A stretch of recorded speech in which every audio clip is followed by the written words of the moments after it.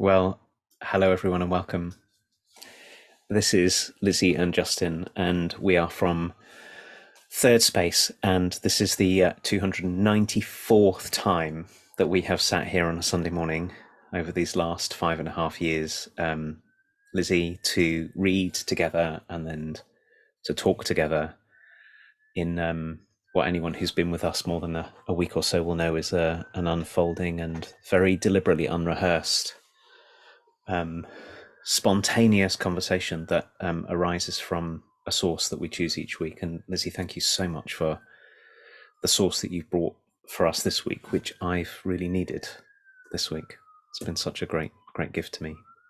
So we're so pleased to welcome all of you. Some of you who've been with us faithfully week in, week out, all the time for these 5.5 years that we've been in this conversation, and many of you who we know come across us by one way or another, and maybe you've just found your way to us. So whether you've just found your way, whether you've been with us a long time, whether you're with us live, as some people are in our Facebook group on a Sunday morning at 9 a.m. UK time, or whether you're listening on a podcast or on our turningtowards.life website, or however you found your way to us, and whenever, you are so welcome. And I'm feeling very welcomed too, Lizzie, by this practice that we have, which is an endless source of holding and possibility and aliveness and connection. Yeah. So I know that you and I would do this even if nobody else was with us, even though there are many, many, many people with us. That's a great gift, to have a practice that's of value for its own sake. It really is. And I want to thank everybody for being here, because even though we would do it if nobody was here, Justin, I feel like it brings power to the practice that other people are here with us. We might not do it as regularly, we might not do it as predictably. And I just feel grateful for that support, really, the support that we have by people being present to this, that has me scrabble around every Sunday morning and get myself here, whether I have to put a jumper on over my pajamas as I have done today, or actually get dressed and have a shower and sort my life out in order to be here. I feel really grateful that everybody comments. We know that people are listening, that we know people are here, so that it keeps us in the game when we might be feeling a bit down and out and not wanting to, or whatever. And it also brings up for me this dynamic of so many times when I'm not feeling great, or I'm cross or angry or whatever's going on, the last thing I want to do is to step into a thing like this. And yet it's the very thing that would serve me the best.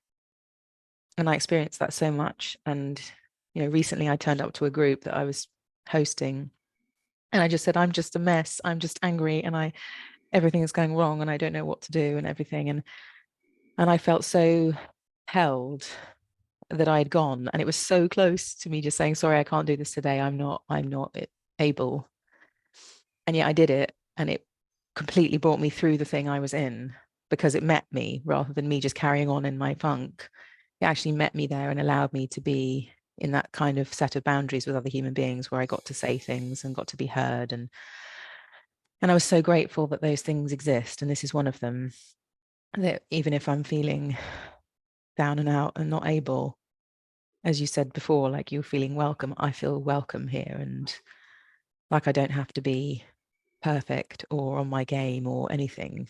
And more I feel able to turn up in my messiness, that then allows something to shift, rather than, and have the practice support me, rather than something I have to turn away from because I'm just not ready, or I'm not okay enough, or I'm not good enough, or I'm not, all of that kind of thing. So I'm feeling a surge of love for these kind of practices that welcome us however we are. And I suppose I want to extend that to everybody listening as well, Justin, like however you are today, you're so welcome here. You don't need to be ready for us. You don't need to be sane. You just need to be here and see what you can receive from this conversation, as we're doing each time. So this is a wonderful poem by the incredible Julia Fehrenbacher. And you can just go to juliafehrenbacher.com and find the wonders of her work in the world. And Julia, you may be listening even, and I want to say thank you to you for sharing and gifting us this channel of love, or something I want to call it, that you have access to. It's so beautiful, and we're really grateful to have been sitting with this poem since you posted it, and just a big thank you. So this is called One Stubborn Layer at a Time by Julia, and it goes like this. Peace finds me today, meets me in the clear waters of poets' words, in the distant call of morning dove, in the bursting buds of the old mossy oak. Even the black fly is an almost welcome visitor, its relentless buzz challenging me to meet it again and again. It flies close up to my eyes and asks, even this? The young men painting the house next door play their festive music and sing and sing. They sing as if not a thing in the world hurts, as if this singing moment is guaranteed. Or maybe they sing because there's so much hurt in the world and none of it is guaranteed. I love how, for once, I feel no need to justify this not doing afternoon spent cradled in hammock's kind lap, pen and notebook close for when words decide to come. And when they do, I catch one at a time, like a child catching snowflakes on her tongue. I say thank you for each one. For what else but words point me back, show me how to, one stubborn layer at a time, undress myself, how to dive naked into the clear waters of what's here.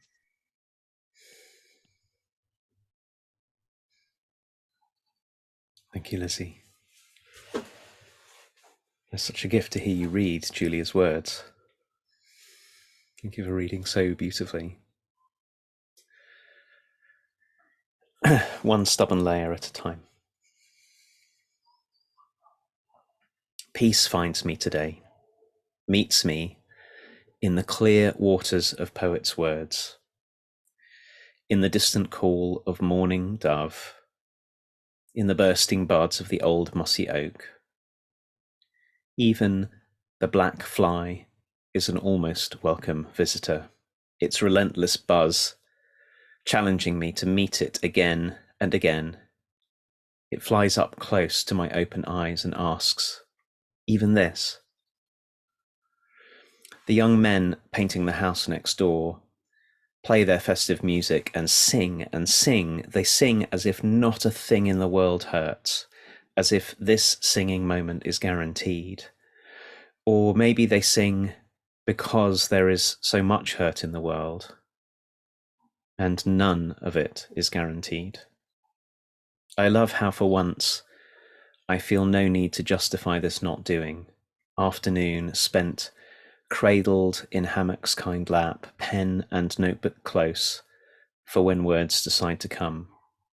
And when they do, I catch one at a time, like a child catching snowflakes on her tongue.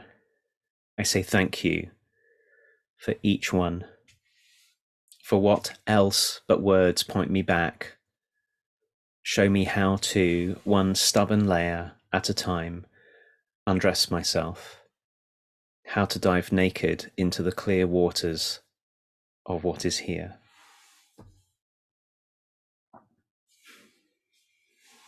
Ah, thank you, Justin.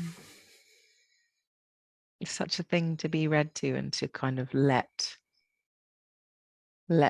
Julia's words become my imagination as you're reading them,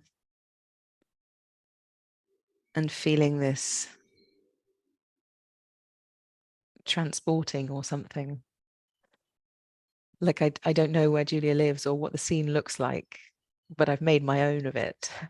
Like I've just made my own version of the hammock and the builders singing and the fly coming. And I feel kind of transported into a world where this kind of presence is possible, and allows me to kind of have a go at it, to be that non-justifying of just being somewhere and receiving everything on offer, like the birds singing and the sunlight bouncing off this piece of paper next to me, and the small sound of the wind I can hear. So I feel like this is an incredible invitation into a kind of presence that feels like I can put everything down, and that is profoundly valuable. This whole part of not needing to justify the not doing, bless you, and to allow what's here to find me. Like I feel like the thing that this poem doesn't have is any kind of sense of seeking, but a sense of allowing.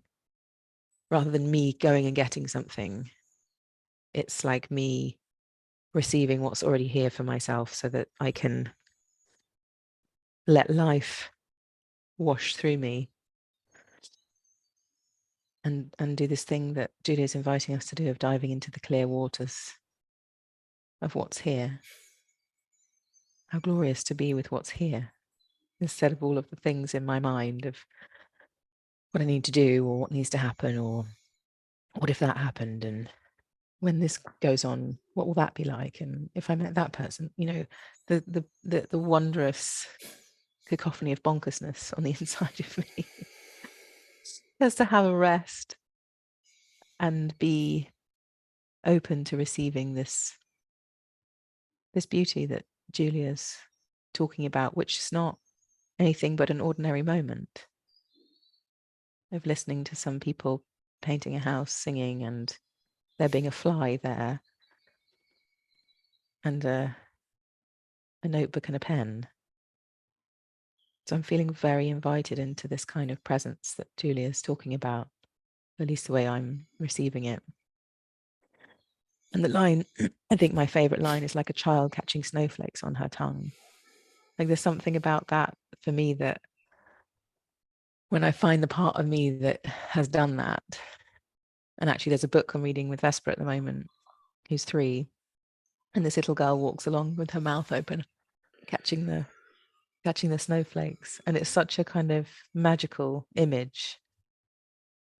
And I feel like the line also welcomes a kind of orientation of magic into our lives, that there's a magicalness that can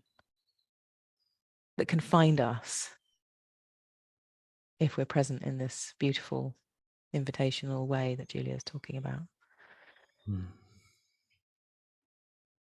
It's very good listening to you talk about this, Lizzie.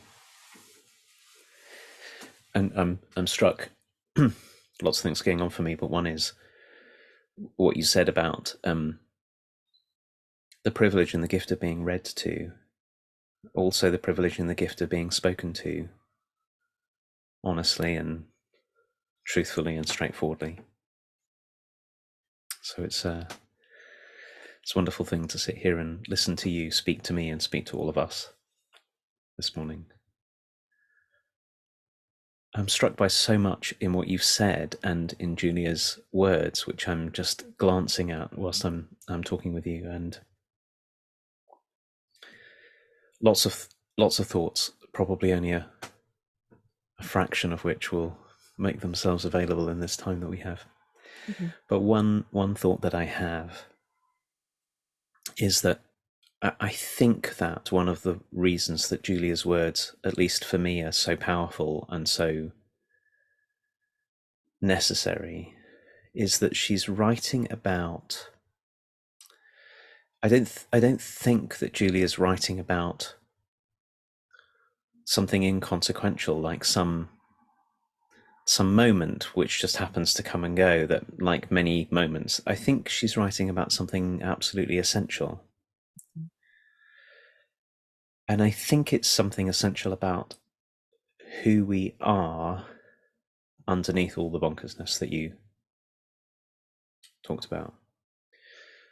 That there's a way, if we're not in the middle of some ongoing calamity that we have to flee from or something, if we're not having to live right in this moment of talking to one another and being in the afternoon, of having to run for our lives or keep loved ones safe from danger or something, which some people are. But if we're not in that, how extraordinarily easy it is to live as if in a state of constant lack of something that we're having to fill. All of that, all of the thinking ahead and planning and all of that, which my mind does all the time. Goodness, when I sit quietly, the first thing that I notice is how much habitual trying to take care of things and fill things in and all of that. And it's not that that doesn't have good intention and doesn't have any merit, but as a way to live all the time, it seems to me that it's quite far from something else that we are, which is closer to these two bits in Julia's writing. Singing as if not a thing in the world hurts, and singing because there's so much hurt and none of it is guaranteed. And being in the world in such a way that we get to notice and catch, like snowflakes, what's coming our way. And that way that Julia's talking about is, I think, if we look carefully enough and patiently enough, is very, very close to what we are before we start to add on all of our worries and all of our expectations and all of our comparisons and all of our sense that we have to get something or that we're missing something, and all of our, like our attempts to get love because we feel the absence of love, or our attempts to get safety because we feel the absence of safety, or whatever it is, all of the absence places we come from. So when Julia writes about what it is to undress ourselves so that we can dive naked in a sort of straightforward what's the word? Can't think of the word. Complicated, unadorned way into what is here.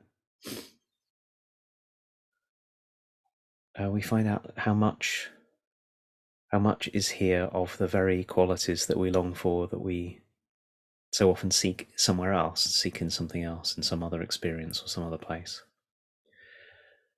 So I think Julia's pointing us there. But the other thing that I think Julia's doing is showing us, I feel shown, how often I feel I need to justify the being in contact with the very basic essence of what's here, as if somehow that itself is an abdication of my life, when in fact it may be, in many ways, what is most called for in life. And somehow we've got ourselves terribly, terribly confused about this. I'm having a moment, Justin, of take big, deep breaths, because I'm feeling this particular appreciation. So in my system, you have power. I respect you, and everything you say, I think, oh, I'm going to think more about that. You know what I mean? You're, as you say something, it opens something in me, and I have a kind of unquestionable faith in you telling the truth about something that's often very different to the truth that I've kind of come to myself. And so it grows me to listen and receive from you. And when you said the bit about Julia not writing about an inconsequential moment in time that she's just describing because it's fun to describe something, but that she's actually speaking to something profoundly essential about being a human being, I found myself, which is kind of linked to this point about this sense we have of abdicating from our responsibilities by being present and doing nothing and being frivolous and having a moment of this. It links to that as well. But when you say it, Justin, I think, oh, well, if Justin's saying it, maybe it's true. And of course it is true because it's Justin saying it. I'm not even sure I'm saying this right as it's coming out, but the point I'm making is partly to do with the kind of power you hold in my system and maybe other people's systems in the world too. But also I think I'm pointing to the kind of, maybe the kind of even more profound power of, as we say these things to each other in language, somehow we give each other permission to live into the things that we were already knowing were true, but we didn't dare allow that to be the reality. So when we do say things to each other, we can kind of relax into the thing that we had an inkling for in the first place, or that we felt drawn to. So like all the times I feel drawn to like non-doing and feel terribly guilty that I've put a load of stuff to the side that I should be dealing with.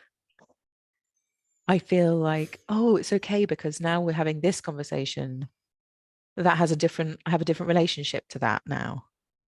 That maybe I'm attending to something profoundly important about a human life, which is being, and that guilt of not doing the things I should be doing because I'm being can, I don't know, have less of a hold on me or something. So I'm really feeling into the power of this conversation and the impact of Julia not keeping these words just for her private notebook self, but that putting them into the world is really, really important. So I feel like also saying there are some people, and Julia, I'm counting as one of those for me, where, I don't know, in the kind of background of me, I suppose poetry has a kind of a reputation in my system of being like a thing that is really nice or something and really beautiful. And it is. But it feels in this conversation to me like there are certain poets who are profoundly in service of the thing you're talking about, Justin, of the essentialness of being in life. And maybe poetry is like a most speedy, accurate way in to the heart of that. And how wonderful that there are those dedicated to doing that for us in service of all of us. And then us getting to speak in this way somehow like turns the volume up on that, or like makes more rich and profound the impact that this piece of poetry has on us. So I'm feeling very kind of appreciative and moved by the privilege that you spoke about of us having language and being able to speak to one another, and in all these kinds of different ways. But I also want you to know, and all of us to know, how powerful it is when we say things to each other that have truth and depth and kindness and wisdom in them, and how important it is that we are set up to receive that and to do that with one another. And I'm so grateful that that's true.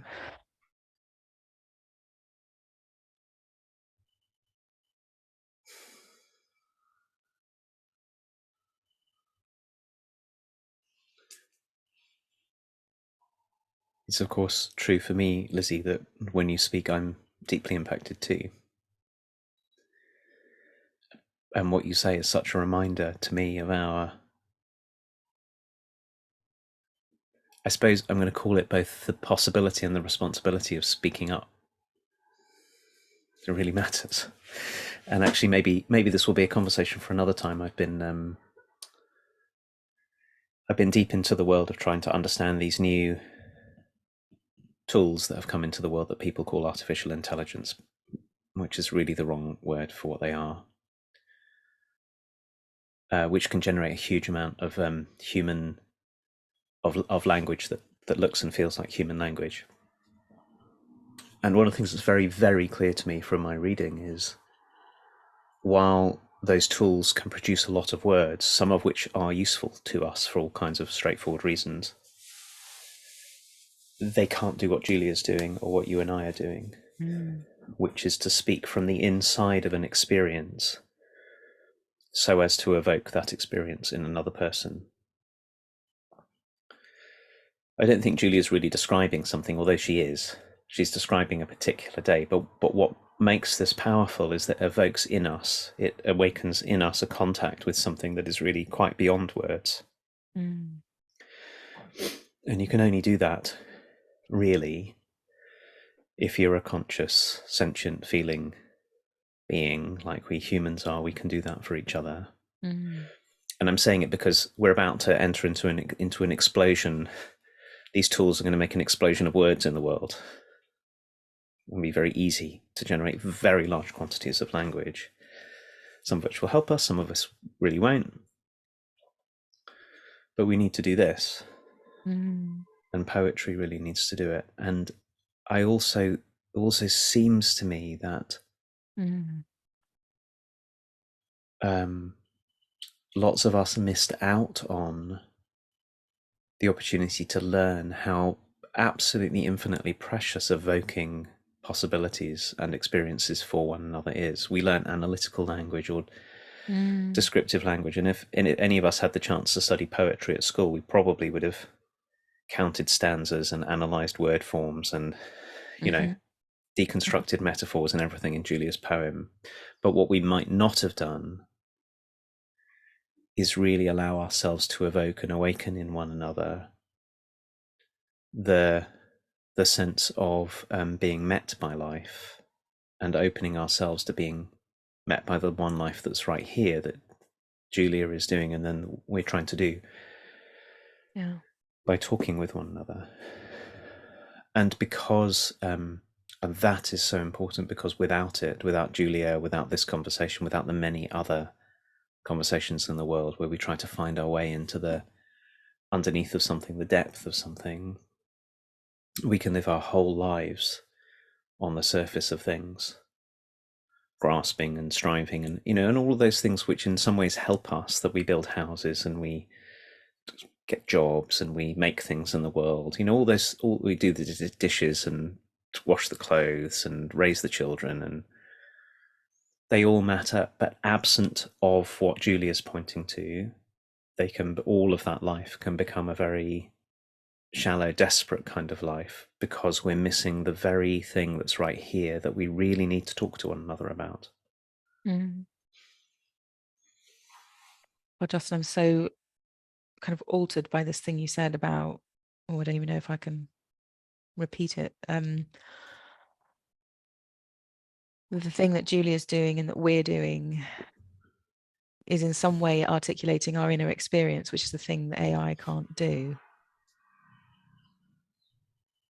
And that's how possibilities get opened in the world, in our worlds, in our individual worlds, in the collective worlds. And of course, reflecting on that excellent nugget, I feel like anything I've ever truly learned has been about that, or not about that, because of that. And so the value of other people's inner experience being brought to me through books or poetry or talking or whatever, and having that shape what possibilities exist for me, because it's relating to my inner world and what's happening experientially for me, that feels like, oh, that's just what all this is about, what my life is for, kind of thing. I just feel like you saying it that way has shown me something really obvious, which is probably the whole your inner experience impacting my inner experience right there, making a distinction in language that my system already knows in itself, but I haven't had language for it before. So this whole thing about languaging something on the inside, and then what a gift it is to others that they can then language it for themselves, somehow liberates it's liberating something in me to have that language in this moment. I can feel it. So I'm feeling very kind of, I don't know, like what often happens to me when someone's inner world gets articulated and it shifts mine. I suddenly, in the opening of it, I get really discombobulated and kind of have to go, okay, hold on, I need like 20 minutes. You have to repeat that like quite a few times. I need 20 minutes to just breathe and feel the implications of that. So that's what's happening to me now. It's like, oh dear, my world's slightly disintegrating. My habitual self is a bit like particles in the air or something. Like I feel, what is the word? Like separated out or something. And so I'm really feeling the power of your words towards me in this moment, and your interpretation and your way of seeing, but also the relief in me, because of course I slightly half listening to this whole artificial intelligence thing while you're delving into literature and doing proper research. But in my half listening to the things people are saying, there's a big piece of me that's terribly alarmed with what's going to happen, and is that all right? And I've got kind of probably very basic questions rather than sophisticated ones like you have of what it should really be called. But when you said that, I thought, oh, okay, so it can't do that.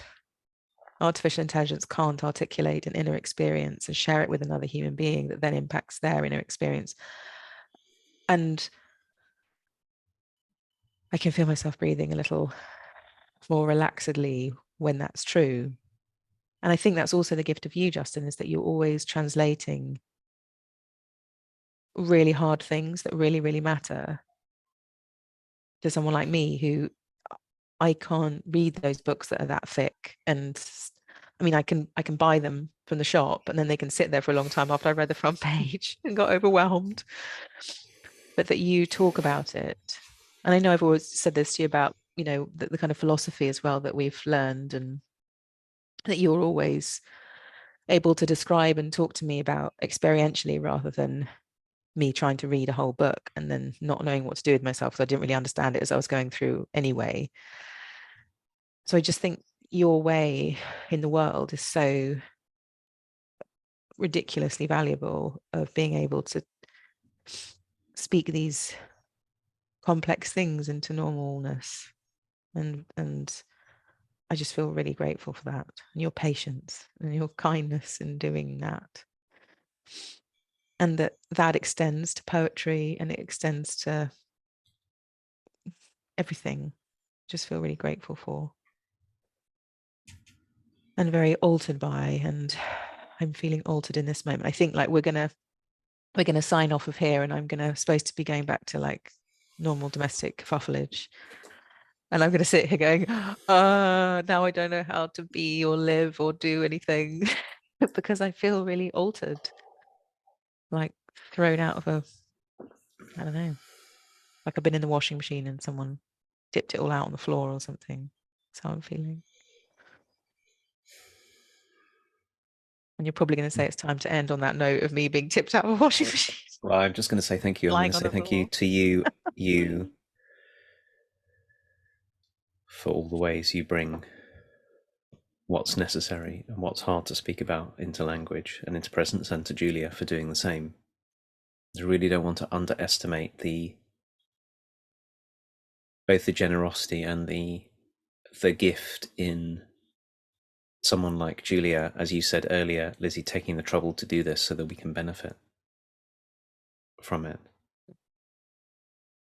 And that's somehow what I hope this conversation between us is doing, and what I know what Julia is doing is helping us undo layers of misunderstanding about ourselves in a way, so that we can recover something that we know we always knew was true, Yeah. but which is so easy to become distant from. And that's what sitting and talking with you does. It's one of the reasons why this practice is so powerful for me, is to keep on doing that, to keep on remembering. It's like we get to remember ourselves. Yeah. So I think it's your It's my call to your say job the time, to end. Yeah, it's right, not mine. Well, I will do my job then and say thank you to everybody for joining us. Thank you to Julia once again. A huge big thank you, and to you, Justin, as well, and to the self that turning towards life has become, that we are in service to, and keep turning up and wondering what that being is of turning towards life. And we'll be back next Sunday with one of Justin's choices of a source. And thank you for listening, whether you're on Spotify or Facebook or anywhere else that you managed to find us. We're just very grateful that you're here. And you can always message us if you feel moved to hello@turningtowards.life.com. hello@turningtowards.life. That's right, isn't it? I nearly put .com on the end.